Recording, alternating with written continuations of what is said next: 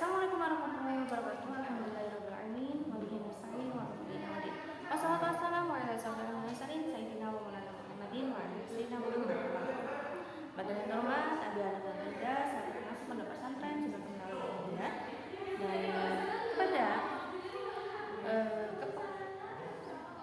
yaitu Bisri Rajul Safi dan kepada jajaran dewan-dewan guru dan termasuk juga kepada kedua orang tua saya dan teman-teman saya. Nah, kali ini saya akan mempersarikan tentang pelajaran kimia, fisika, yaitu pemanasan global part 2. Pemanasan global part 2. Yang pelajaran fisika ini yang diambil oleh Miss Alfi. Pemanasan global part 2 bahwasanya di situ menceritakan tentang ada mencairnya es di kutub dan tentang El Nino dan La Nina, cuaca yang ekstrim, dan ada juga tentang perubahan musim, dan juga ada aktivitas yang menyebabkan perubahan lingkungan. Nah, yang pertama mencairnya es di kutub. Sekitar 90% bagian hamparan dataran es itu berada di Antartika, dan sedangkan 100%-nya itu bagian sisa berada di lapisan es Greenland. Es Antartika dan Greenland memiliki peran sebagai penutup pelindung bumi dan lautan. Perubahan kondisi ini tuh geser es di kutub dapat mempengaruhi keberlangsungan terhadap makhluk hidup yang hidup di daerah tersebut. Dan salah satu hewan yang tinggal di daerah kutub dan terdampak perubahan kondisi geser es itu di kutub adalah beruang. Dan salah satu dampak mencairnya es di kutub itu adalah kenaikan permukaan air laut sebab air limpasan percairan es tersebut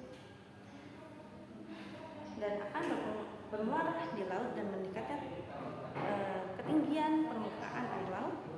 Menurut data yang dirilis oleh NASA, secara global meningkat sebesar 97 mm, rata-rata 3,3 mm per tahun. Dan ada El Nino dan La Nina atau cuaca yang ekstrim. El Nino dan La Nina cuaca ekstrim itu BMKG yang memprediksi peningkatan akumulasi curah hujan akibat fenomena La Nina terkait potensi curah hujan yang akan naik sebesar 20-40%. ENSO adalah fenomena iklim dalam di mana sirkulasi atmosfer global itu berubah akibat perubahan suhu permukaan air laut. Dan peristiwa El Nino itu merupakan peristiwa meningkatnya suhu permukaan air laut Samudra Pasifik, tropis, bagian timur dan tengah di atas rata-rata. Sedangkan peristiwa La Nina itu merupakan menurunkan suhu di bawah rata-rata. Kalau El Nino tadi itu meningkatnya suhu permukaan laut bagian timur dan tengah di atas rata-rata. Sedangkan kalau La Nina itu menurunkan suhu permukaan laut bagian timur dan tengah di bawah rata-rata. Nah, sedangkan netral itu merupakan kondisi ketika suhu umumnya itu mendekati rata-rata pada perubahan musim kemarauannya itu panjang mengakibatkan intensitas kebakaran hujan meningkat, dan peningkatan kadar CO2 itu telah dicatat sejak tahun 1958. Ilmuwan bernama Charles David Gray. Kadar CO2 tercatat pada 60 tahun lalu 315 ppm. Tertinggi temperatur itu melebihi 410 ppm tahun 2018. Dan kandungan CO2 itu dalam hasil aktivitas manusia yang sebagian besar berasal dari penggunaan bahan bakar dari fosil. Dan aktivitas manusia menyebabkan perubahan lingkungan. Yang menyebabkan perubahan lingkungan itu kegiatan terkait alih fungsi lahan, dan yang kedua penggunaan freon dalam kehidupan sehari-hari, dan juga aktivitas kendaraan bermotor. Nah, persamaan reaksi ini adalah katalis konverter yang mengubah gas CO menjadi gas CO2, yaitu 2CO tambah 102 G. Nah, 2CO2 dan penggunaan energi dan juga penggunaan energi terbarukan sebagai sumber energi solusi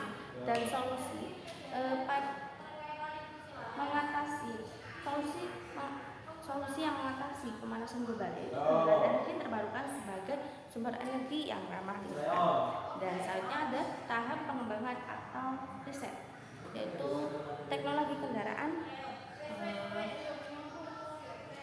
hybrid yang menggunakan bahan bakar listrik.